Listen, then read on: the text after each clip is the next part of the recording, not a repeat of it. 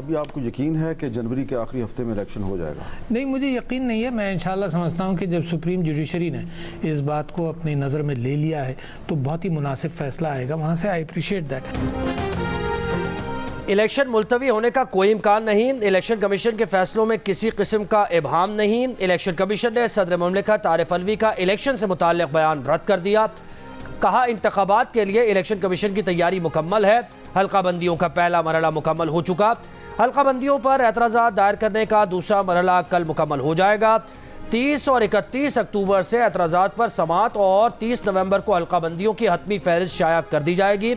हल्का बंदी की अशात के बाद इलेक्शन शेड्यूल का ऐलान कर दिया जाएगा। गुज़श्ता रोज़ जियो न्यूज़ के प्रोग्राम कैपिटल टॉक में इंटरव्यू में सदर आरिफ अलवी ने कहा था कि उन्हें यकीन नहीं है कि जनवरी में इलेक्शन होंगे।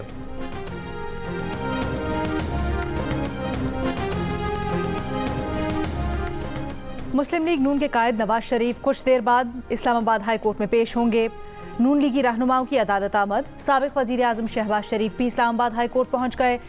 अहाता अदालत में सिक्योरिटी के सख्त इंतजामात। पेशी से कबल नवाज शरीफ की अपनी कानूनी टीम और सियासी रहनुमाओं से मुलाकात होगी। इस्लामाबाद हाई कोर्ट में अल अजीजिया और एवन फील्ड रेफरेंस में नवाज शरीफ की सजा के खिलाफ अपीलें बहाल करने की दरखास्तों पर समाअत होगी। नैब आज जवाब देगा कि अपीलों की पैरवी करनी है या रेफरेंस वापस लेना है।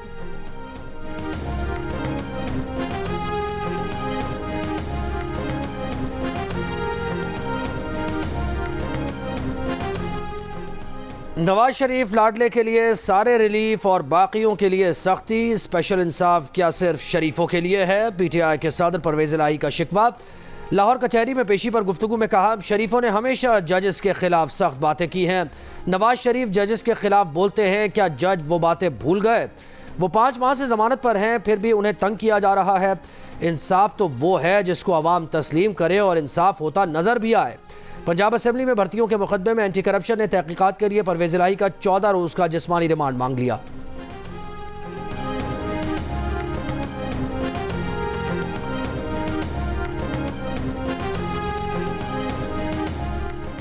जस्टिस मज़ाहिर नकवी समेत मुख्तलिफ जजेस के खिलाफ शिकायत। चीफ जस्टिस पाकिस्तान ने सुप्रीम जुडिशल काउंसिल का इजलास कल तलब कर लिया। जस्टिस काजी फायजीसा की सरबराही में सुप्रीम जुडिशल काउंसिल का इजलास कल होगा। काउंसिल मेंबरान में जस्टिस सरदार तारिक मसूद, जस्टिस इजाजुल एहसन शामिल। सुप्रीम जुडिशल काउंसिल में साबिक chairman NAB justice Javed Iqbal के खिलाफ शिकायत का जायजा भी लिया जाएगा। काउंसिल में साबिक चेयरमैन नैब जावेद इकबाल की तकर्रुरी और कॉन्डक्ट के खिलाफ 2 शिकायत दर्ज हैं।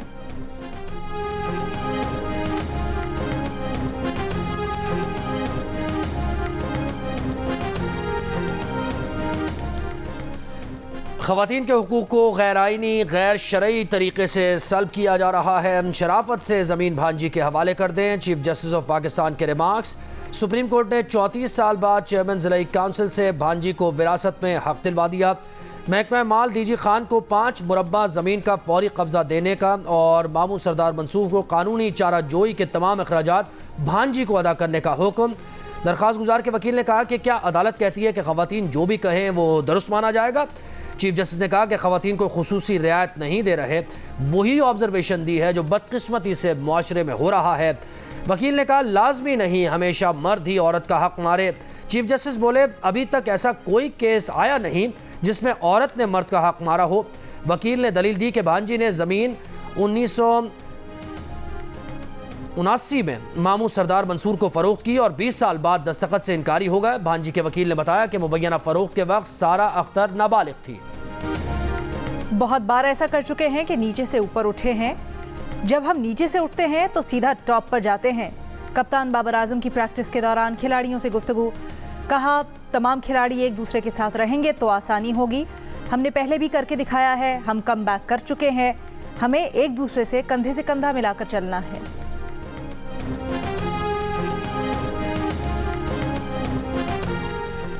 पीसीबी का कहना है कि मुस्तकबिल के फैसले वर्ल्ड कप की कारकर्दगी की रोशनी में किए जाएंगे। Chairman management committee Zaka Ashraf ने चीफ सेलेक्टर इंज़मामुल हक और कप्तान बाबर आजम को फ्री हैंड दिया। उनकी मर्जी के मुताबिक टीम बनाने में किसी किस्म की रुकावट नहीं बने। वर्ल्ड कप में सब्ज़ हिलाली परचम की सरबुलंदी के लिए अच्छे खेल के लिए पुरुम्मीद हैं। कौमी टीम शिकस्त भूल कर आने वाले मैचेस में अच्छे खेल का मुजाहरा करेगी। पीसीबी की शायकीन और क्रिकेटर्स से पाकिस्तान टीम को सपोर्ट करने की अपील।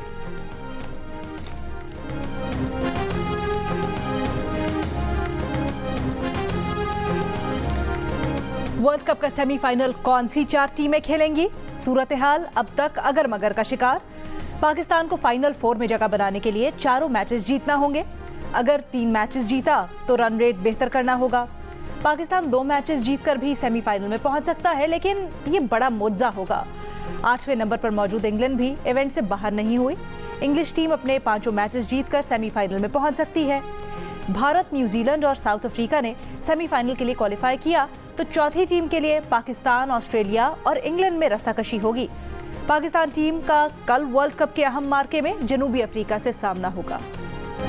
इसराइली फोर्सेस की फौजी टैंक से गाजा में दाखिल होने की कोशिश। वस्ती गाजा में बोरेज कैंप के मशरकी इलाकों में गोलाबारी। गाजा में 6 अक्टूबर से जारी इसराइली बमबारी के बाद हर तरफ मलबे के ढेर, बच्चों में खौफ व हिरास। कई लोग रिहायशी इमारतों के मलबे तले मौजूद। इसराइली हमलों में शहीद फ़लस्तीनियों की तादाद 6,600 हो गई। 19,000 से ज़्यादा ज़ख्मी। अल जज़ीरा टीवी के ब्यूरो चीफ वाइल के घर पर बमबारी से उसकी बीवी, बेटी और बेटा शहीद। मलबे में दीगर अहले खाना की तलाश जारी। गाजा के अस्पतालों में इलाज की सहूलतें नापैद हो गईं। ऑक्सफैम का कहना है कि इसराइल गाजा का मुहासरा जारी रखकर भूख को जंगी हथियार के तौर पर इस्तेमाल कर रहा है। हमास के तल अवीव समेत इसराइली शहरों पर रॉकेट से जवाबी हमले। कई अफराद जख्मी। हिजबुल्लाह ने इसराइली टैंक को तबाह कर दिया। अमरीकी अखबार ने गजा के अल अहली अस्पताल में धमाके का इल्ज़ाम फ़लस्तीनी तंजीम पर धरने का इसराइली भांडा फोड़ दिया। गजा में अल अहली अरब अस्पताल की तबाही फ़लस्तीनी तंजीम के दागे गए रॉकेट का नतीजा नहीं लगता। रॉकेट अस्पताल 2 मील दूर फ़ज़ा में फट गया था, जबकि अस्पताल में धमाका रॉकेट फटने के 25 सेकंड बाद हुआ और इसराइली मिसाइल भी गजा की तरफ गया। न्यूयॉर्क टाइम्स के मुताबिक रॉकेट और अस्पताल के धमाके में तबाही का कोई ताल्लुक सामने नहीं आया। अमेरिका और बरतानिया ने अस्पताल में धमाके से हुई तबाही का इल्ज़ाम फ़लस्तीनी तंजीम पर लगाया था। यहूदी रबाए भी सहूनियत के खिलाफ उठ खड़े हुए। तमाम ज़मीनें फ़लस्तीनी अवाम को वापस की जाएँ। यहूदी रबाए यसोर फेल्डमैन का बड़ा मुतालबा। यसोर फेल्डमैन का कहना है कि यहूदी कभी भी ज़मीन पर रियासत कायम नहीं कर सकते। तौरात में इससे मना किया गया है, लेकिन सहूनियत ने तौरात के खिलाफ ऐलान जंग किया और मुक़द्दस सरजमीन पर एक गैर मजहबी सहूनी रियासत कायम की। चाहते हैं सहूनियों के कब्ज़े में ली गई तमाम ज़मीनें फ़लस्तीनी अवाम को वापस की जाएँ। यहूदी फ़लस्तीनी हुकूमत में ज़्यादा महफूज रहेंगे। खुराक, पानी, बिजली किसी सूरत बंद नहीं की जा सकती। आप पूरे ख़ानदानों का सफाया नहीं कर सकते, सेहत के निज़ाम को तबाह नहीं कर सकते। यूरोपीय पार्लियामान में ह्यूमन राइट्स वॉच की डायरेक्टर तिराना हसन की इसराइल पर सख्त तनकीद। कहा, ज़रूरी इमदाद को रोककर पूरी आबादी को सज़ा नहीं दी जा सकती। बैनुल-अक़वामी इंसानी कवानीन इस पर वाज़े हैं। जुल्म का जवाब जुल्म से देने का कोई जवाब नहीं बनता। किसी भी तनाज़े का कोई फ़रीक बैनुल-अक़वामी इंसानी कानून से बालातर नहीं। मगरबी ममालिक के दोहरे मयार पर तशवीश का इजहार करते हुए कहा कि गुज़श्ता हफ्ते जब दोहरे मयारात बेनकाब हुए तो न सिर्फ यूरोपीय यूनियन के मकासद पर सवालिया निशान लगा, बल्कि उसकी साख भी ख़त्म हो गई।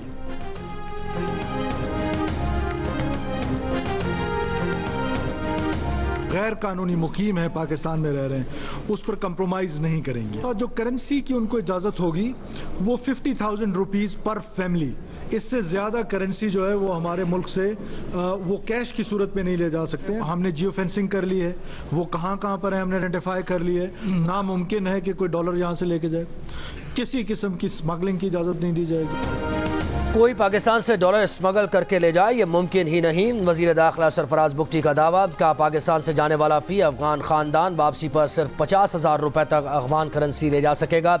31 अक्टूबर के बाद पाकिस्तान में गैर कानूनी तौर पर रहने वाले गैर मुल्कियों पर कोई समझौता नहीं करेंगे। 1 नवंबर से गैर कानूनी तारकीन के खिलाफ क्रैकडाउन होगा। गैर कानूनी तारकीन वतन किस गाँव और किस शहर में हैं, मुकम्मल मालूमात हैं। उन्हें पकड़कर पहले मरहले में आर्जी कैंप्स में रखा जाएगा और फिर वापस उनके मुल्क भेजेंगे। गैर कानूनी तारकीन को पनाह देने वालों से भी सख्ती से निपटा जाएगा।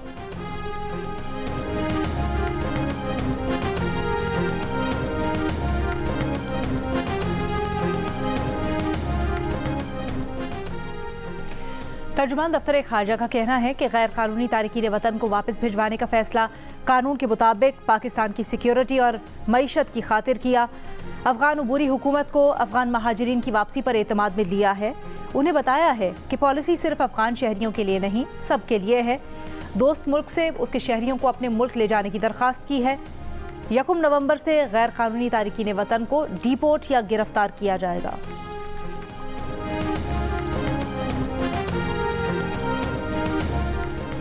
और इलेक्शन कमीशन का वफाकी काबीना में जानिबदार अरकान को हटाने के लिए निगरान वज़ीर आज़म को नोटिस भेजने का फैसला। चीफ इलेक्शन कमिश्नर की सरबराही में 5 रुकनी बेंच ने दरख्वास्त की समाअत की।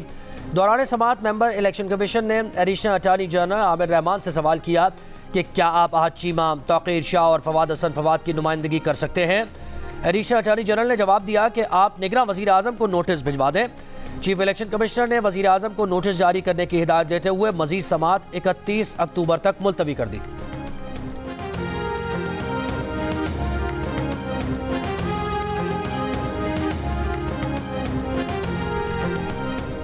आखिरी बार खबरदार कर रहे हैं, हमने बहुत मेहमान नवाजी कर ली।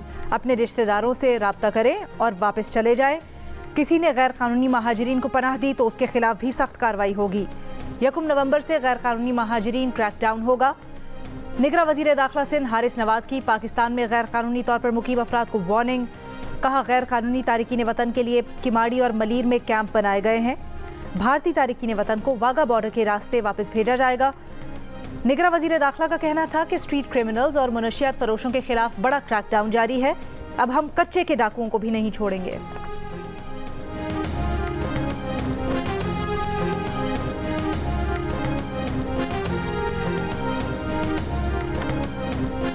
पीटीआई रहनुमा यास्मीन राशिद का नवाज शरीफ को चैलेंज। कहा, नवाज शरीफ उनके मुकाबिल इलेक्शन लड़कर दिखाएं। नवाज शरीफ सजा याफ्ता और इश्तिहारी हैं, उन्हें प्रोटोकॉल मिल रहा है और हमारे चालान 3-4 माह से नहीं आए।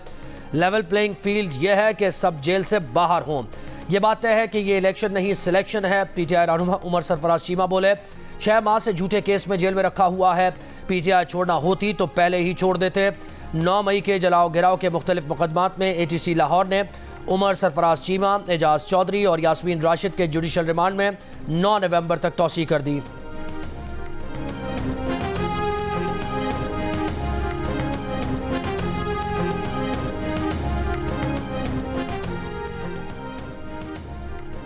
रावलपिंडी डिवीजन में रिहाइश पजीर गैर मुल्की शहरियों का इब्तदाई डेटा इकट्ठा कर लिया गया।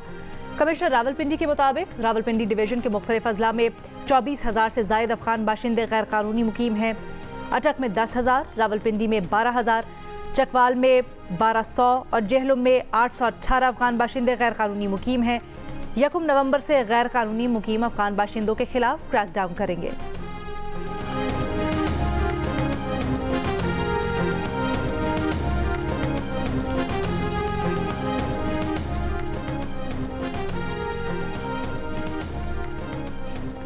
रुपए की कद्र में बेहतरी कलील मुद्दत के लिए है। रेटिंग एजेंसी की ब्लूमबर्ग में रिपोर्ट में दावा। रिपोर्ट के मुताबिक जैसे ही इलेक्शन करीब आएंगे, फाइनेंसिंग के खतरात के सबब रुपए की कद्र कम होगी। इलेक्शन से कबल रुपए की कद्र में बेहतरी के लिए प्रीमियम ज़रूरी होगा। रुपए की कद्र में कलील मुद्दत की बेहतरी IMF की माली सपोर्ट और बाहमी माली सपोर्ट की वजह से आई है।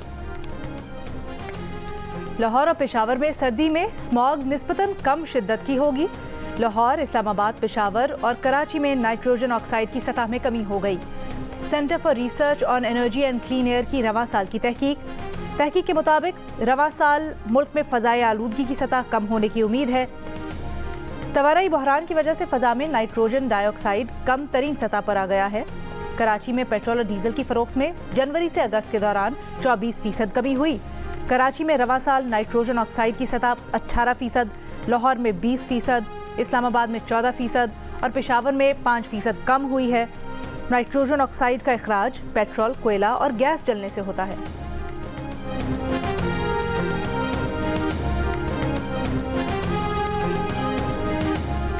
निगरान वज़ीर आला सिंध जस्टिस रिटायर्ड मकबूल बाकर और निगरान वज़ीर आला पंजाब मोहसिन नकवी का कच्चे के इलाके में ऑपरेशन से मुताल्लिक़ इजलास। अहम उमूर तय कर लिए गए। इजलास में बताया गया कि डाकुओं को असलहा फरामी का नेटवर्क ख़त्म कर दिया गया है। वज़ीर आला पंजाब ने इजलास में बताया कि पंजाब पुलिस ने 9 पुलिस कैंप्स और 53 चौकियाँ बनाई हैं। IG सिंध का कहना था कि सिंध पुलिस ने कच्चे के इलाके में 210 चौकियाँ बनाई हैं। सिंध रेंजर्स भी ऑपरेशन के लिए तैयार है। वज़ीर आला सिंध ने घोटकी में पुलिस ऑपरेशन की मंजूरी दे दी।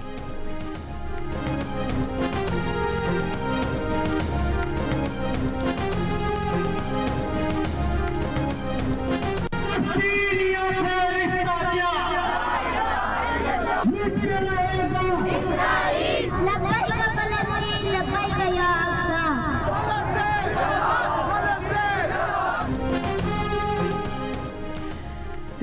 में स्कूलों के तलबा का फ़लस्तीनी अवाम से इजहार यकजहती, रैली निकाली।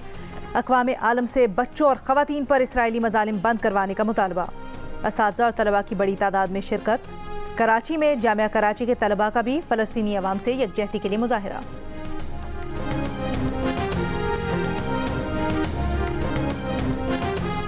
लिया में ज़िला हेल्थ ऑफिस से सांप और कुत्ते के काटने पर लगाई जाने वाली वैक्सीन चोरी। वैक्सीन की मालियत 50 लाख रुपए तक है।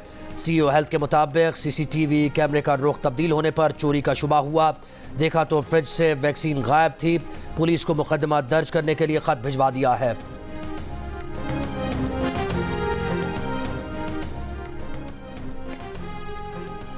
पाक अफगान सरहद बाबे दोस्ती पर पैदल आमदोरफ्त के लिए नई शराइत के खिलाफ एहतजाज आज भी जारी। चमन शहर में मुकम्मल हड़ताल, बाजार और दुकानें बंद, ट्रैफिक मामूल से कम। शहरियों ने रैली भी निकाली। मुजाहिदीन का कहना है कि नई शराइत के तहत मुख्तसर दौरानिये पर रोज़ाना आने जाने वाले पाकिस्तानी और अफगान बाशिंदों को मुश्किलात हैं। बायोमेट्रिक की बजाय सिर्फ पासपोर्ट पर आने और जाने की इजाज़त कबूल नहीं। लेवीज हुकाम का कहना है कि पासपोर्ट और कंप्यूटराइज्ड दस्तावेजात से इजाज़त देने का मकसद गैर कानूनी आमदोरफ्त को महदूद करना है। नायक सैफ अली जंजुआ शहीद। निशान हैदर का 75वां यौम शहादत। Chairman joint chiefs of staff committee services chiefs का नायक सैफ अली जंजुआ शहीद को खिराज अकीदत। नायक सैफ अली जंजुआ 1948 की कश्मीर जंग में शहीद हुए थे। जी, गजा में जो हेल्थ केयर सिस्टम तबाह हुआ है उसके बाद जो UN की एजेंसी है उसका ये कहना है कि वो आज ऐलान करेंगे कि वो अपना ऑपरेशन बंद कर रहे हैं, क्योंकि फ्यूल की अदम मौजूदगी में वो अपना ऑपरेशन जारी नहीं रख सकते। ये बहुत ही कर्ब के आलम में UN के ऑफिशियल्स ने कहा है। जियो न्यूज़ की लबनान इसराइल सरहद से जंग की कवरेज जारी। जियो न्यूज़ के नुमाइंदे तारिक अबुल हसन और अली इमरान सैयद लम्हा बलम्हा सूरत हाल से जियो न्यूज़ के नाजरीन को बाखबर रख रहे हैं।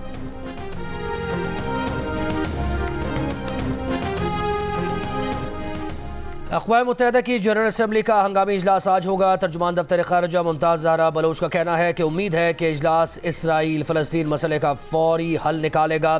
पाकिस्तान फ़लस्तीन में गैर मशरूत जंग बंदी चाहता है। गाज़ा का मुहासरा फौरी ख़त्म करके खुराक, अद्वियात, ज़रूरी अशिया की फराहमी मुमकिन बनाई जाए। इमदादी कारकुनों पर बमबारी रोक कर इसमें मुलव्वस अनासिर को गिरफ्तार किया जाए।